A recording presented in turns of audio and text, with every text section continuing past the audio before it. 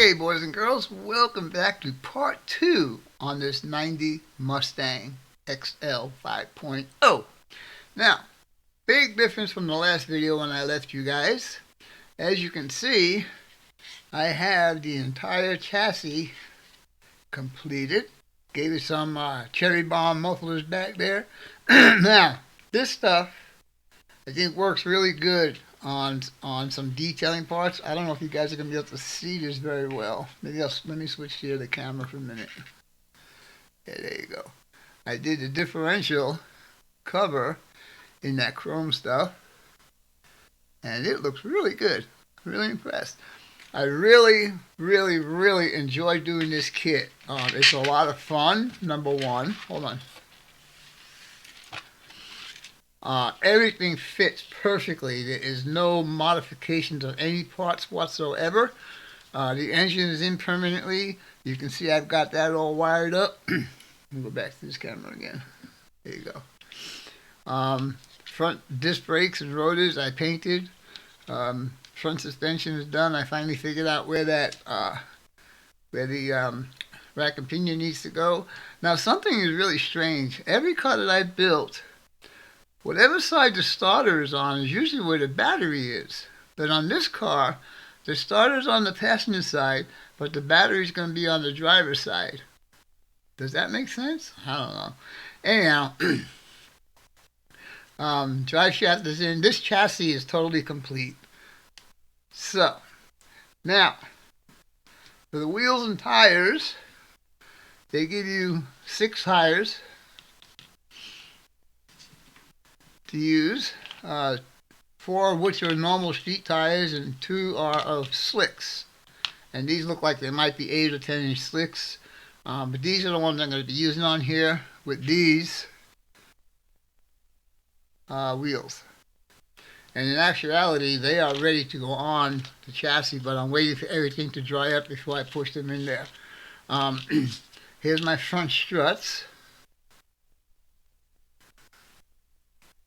They're ready to go on also, but I just need to make sure that they fit in into the body correctly before I put them on. Alright, now, firewall, got to paint it up and do some detailing on that. Got to put my fan back on because I knocked it off. I still haven't found my power steering pump, but I will be looking for it today because basically, if I can get the body cleaned up, because it is in color, and I'll show you that here in a few minutes. But the next part of this would be, let me get this stuff out of here, is the interior tub slash inner fenders. And I like about this is it's got these 2 posts in the back that lock it into place. Hey, guess you gotta take everything out. That lock it into place, but as you can see, engine fits in there really nice. I am really impressed with this kit. I really like it, and I wish more kits would be built like this. Still got to do the radiator and the hoses and all that stuff. And like I said, the battery's on this side, and the starter is on this side. Alright, anyhow. Alright, so next, let me move this out of the way. Push this back. Oh, and after, actually I should show you this now. This is the air box I was talking about. And like I said, this car has a lot of emissions on it. And so this, when everything is all in there and so on and so forth, that'll fit on there just like that. And that will complete, well, I don't have it plugged into the holes, but you get an idea of how that's going to look in there.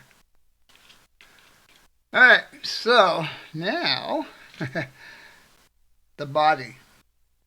I'm not too happy with the way the paint came out, but I think maybe after a little bit of compounding and stuff it might clean up. But this is Tamiya metallic red. And I'm not really happy. If you look at the hood, I mean the roof, and I'm hoping I can get all of that out of there. And there's the trunk, and I have the scoop painted in gloss black.